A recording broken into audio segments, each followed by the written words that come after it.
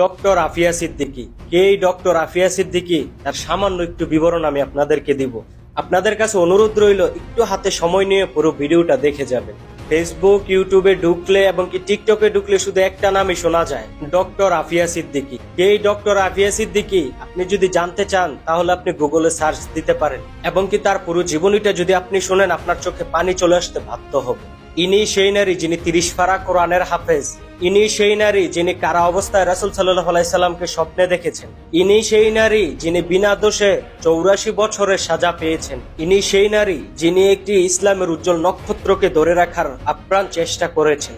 ওনার শুধু একটাই অপরাধ, উনি একজন কোরআনের হাফেজ এবং একজন মুসলিম বিশেষজ্ঞ।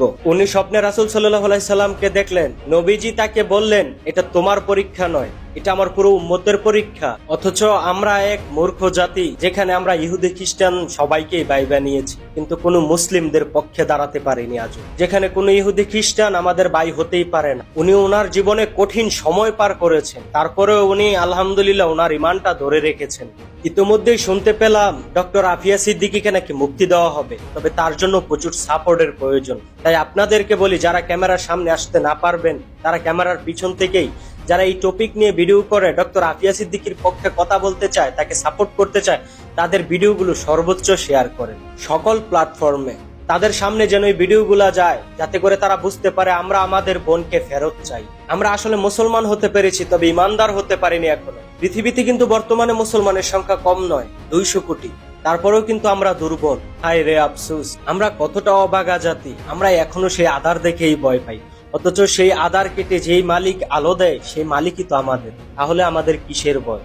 তাই সবার কাছে অনুরোধ করব, সবাই এই বিষয়টা নিয়ে আওয়াজ তুলেন।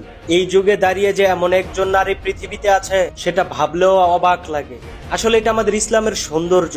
তার উপর যে পরিমাণ অত্যাচার নির্যাতন করা হয়েছে, শুনলে আপনার শরীরে প্রতিটা পশম দাঁড়িয়ে উঠবে। নিজের প্রতি আত্মবিশ্বাস হারিয়ে ফেলবেন। যদি সময় পান তাহলে একটু গুগলে গিয়ে সার্চ দিয়ে দেখে আসবেন ওনার জীবনীটা। বুঝতে পারবেন যে একজন নারীও ইসলামের জন্য এই যুগে দাঁড়িয়ে কি পরিমাণ অত্যাচার সহ্য করছে। তাই সর্বশেষে আবারও সবাইকে আহ্বান করব, সবাই সবার জায়গা থেকে আওয়াজ তুলুন। ক্যামেরার সামনে আসতে না পারলেও ক্যামেরার পিছন থেকে হলো সাপোর্ট করুন, ঐক্য গড়ে তুলুন।